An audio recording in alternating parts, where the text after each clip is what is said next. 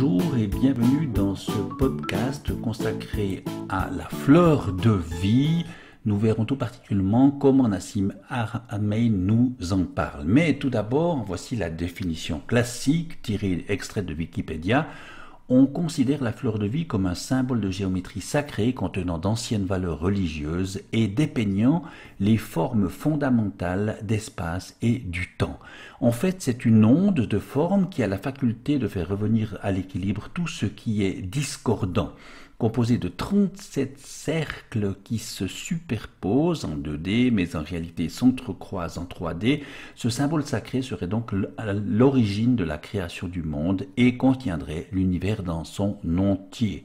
Son observation permet de faire ressortir les formes géométriques comme les solides de Platon, la graine de vie, le tore, le fruit de vie, l'œuf de vie et l'arbre de vie, ou encore le nombre d'or.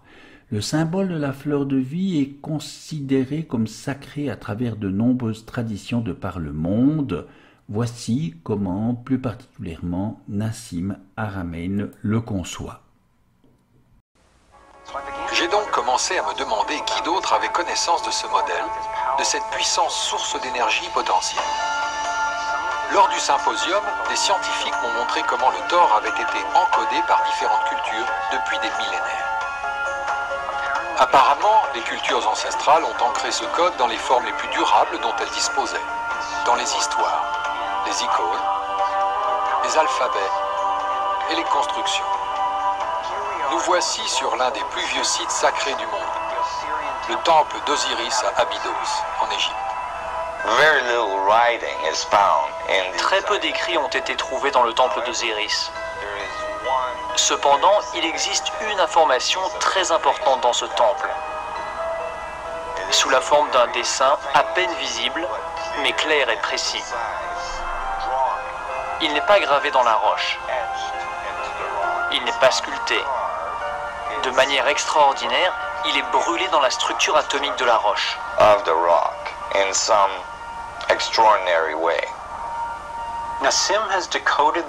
Nassim a décodé le symbole d'Osiris en 3 dimensions.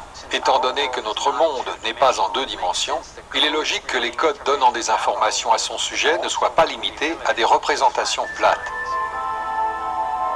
Sa version tridimensionnelle du symbole d'Osiris commence par le vector equilibrium, un champ de force parfaitement équilibré, avec 12 lignes d'énergie égales qui rayonnent.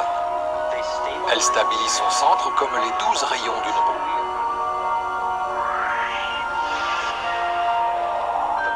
Le modèle primaire du flux d'énergie équilibré autour de cette structure est le Thor.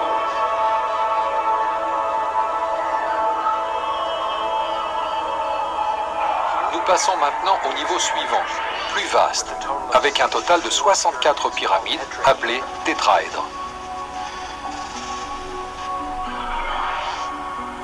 Si nous plaçons des sphères dans la représentation du champ d'énergie toroïdal entourant chacune des pyramides, et que nous écartons les pyramides, nous nous retrouvons avec une matrice qui, étonnamment, se superpose exactement à l'icône d'Osiris. Un modèle en 3 dimensions de celui brûlé dans le mur du temple égyptien il y a des milliers d'années. Maintenant, changeons de continent. Passons de l'Égypte à la Chine, où la même géométrie apparaît sur un autre site sacré construit en 1420.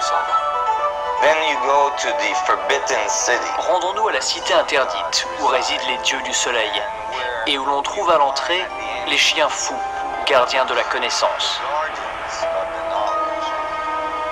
Ils gardent la connaissance sous leurs pattes. La même géométrie de 64 unités d'énergie est de nouveau encodée. Je me suis alors demandé si le fait que le même dessin apparaisse dans des lieux importants sur 2 continents différents était une simple coïncidence. Mais ensuite, Nassim m'a montré que cette géométrie de 64 unités d'énergie est encodée dans différentes cultures tout au long des siècles, partout dans le monde. L'arbre de vie kabbalistique hébreu crée également une structure identique, le vector equilibrium, y est de nouveau intégré à chaque niveau. L'antique sagesse chinoise intitulée Yi Jing est basée sur 64 hexagrammes symbole composé d'une série de 6 lignes, certaines continues, d'autres cassées. Ceux-ci, une fois assemblés comme les 6 bords d'un tétraèdre, forment le cristal à 64 tétraèdres.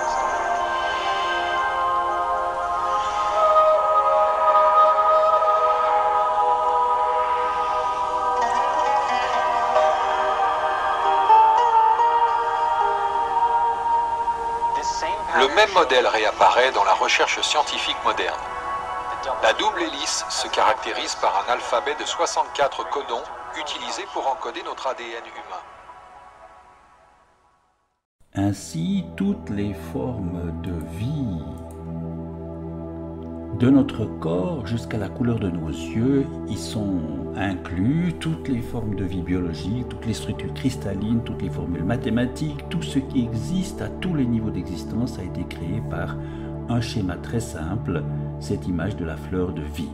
Elle est aussi à l'origine de la structure de la molécule d'ADN. En s'absorbant dans la contemplation d'une fleur de vie, objet de méditation, nous pouvons atteindre l'unité universelle, la vision du divin, à condition bien sûr de l'utiliser avec respect et ouverture d'esprit. Le symbole de la fleur de vie peut nous servir de miroir dans lequel nous voyons nos potentialités illimitées, c'est ce qu'on appelle l'éveil. La fleur de vie est, comme son nom l'indique, au bénéfice de la vie, d'une énergie symbolique, universelle, surpuissante, apportant protection, douceur et harmonie pour celles et ceux qui la portent ou la regardent. Elle est au service de la paix, de la liberté et bien évidemment aussi de la réussite, autant matérielle que spirituelle.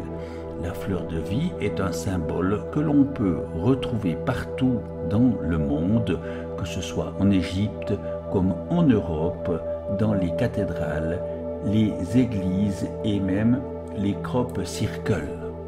Pour Nassim Haramein, la fleur de vie nous renvoie à une lecture particulière de l'univers, car pour lui, l'univers dans lequel nous évoluons est fractal et holographique. Cela est aussi valable pour la conscience. Nous sommes une fractale de l'absolu de l'univers.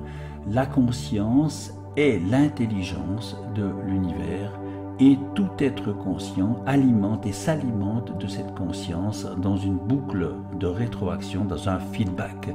Mais la raison de l'émergence de la conscience en cet univers est-elle plus mystérieuse, plus métaphysique? C'est une volonté vibratoire ou énergétique dont seule une plus grande conscience est maître. Et bien sûr, tout en découle et tout y revient. Cette conscience universelle est la matrice de toutes les formes de vie dans l'univers. Mais elle ne réclame aucun culte, prière, aucune adoration ou soumission. Elle n'incite à aucune haine, peur, violence. Elle ne nous met pas en esclavage. Elle ne pousse à aucun ennemi, guerre, martyre ou sacrifice. Elle réclame seulement que nous en fassions l'expérience à travers notre existence. En réalité, tout en découle et tout y revient, mais c'est à travers le cœur que nous sommes en lien avec cette matrice.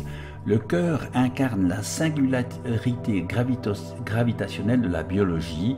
C'est par le cœur que nous accédons au champ d'information du vide quantique, à cette divine matrice. Ainsi, le cœur a toujours accès à l'information avant n'importe quel autre organe du corps, le cerveau y compris. C'est en fait l'unique organe qui envoie davantage d'informations au cerveau qu'il n'en reçoit. Quand la danse des Planck oscille, la danse électromagnétique crée des géométries sacrées, ils se triangulent, une géométrie va vers l'intérieur et une autre vers l'extérieur, comme le battement d'un cœur. C'est comme ça que nous parlons à l'univers à travers tous nos protons. Nous sommes connectés via la matière et l'information. Quand nous méditons, nous allons vers l'information qui est toujours accessible, même nos mouvements en font partie. Le champ nous reconstitue en fonction de l'information nécessaire. Tout est donc connecté et l'information est disponible. Et ce Dieu est la combinaison de tout ce qui est ensemble. Chaque point en est une expression. La création est la connexion avec chaque point. L'omniscience et l'omnipotence, chaque atome en est le lien. La force de la création devient plus claire. La mort ne détruit pas l'information. Il y aura un changement d'état. Elle reste présente dans l'espace. En fait, tous les systèmes, y compris notre corps, sont connectés à ce champ d'information et la conscience en est le passage. Elle est une expression de ce champ électromagnétique à la base de la réalité. En tournant nos sens vers cette information, nous avons une influence, y compris à distance, en vertu du principe d'intrication. Ce n'est pas de la magie, mais la manière dont l'univers fonctionne. En général, on n'utilise pas ces compétences, mais on peut apprendre, bien entendu, à le faire.